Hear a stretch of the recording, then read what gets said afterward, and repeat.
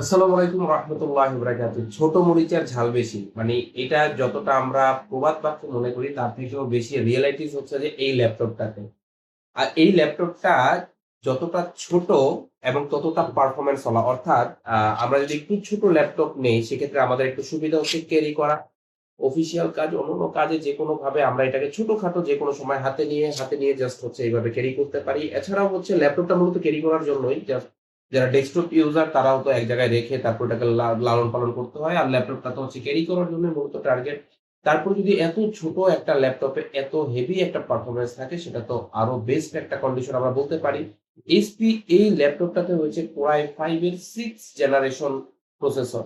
তারপরেও রয়েছে 8 GB RAM, 256 GB SSD আর এটার হচ্ছে মাল্টিটাস্কিং এর জন্য ইটস এনাফ, লাইক এনাফ। অর্থাৎ যদি মনে করেন যে বাজেট মাত্র সেম i5 6th জেনারেশনের একটা ল্যাপটপ আমরা একটু আগে দেখিয়েছিলাম যেটা হচ্ছে ৳৩০,০০০ কিন্তু এটাতে ৳৩০,০০০ না।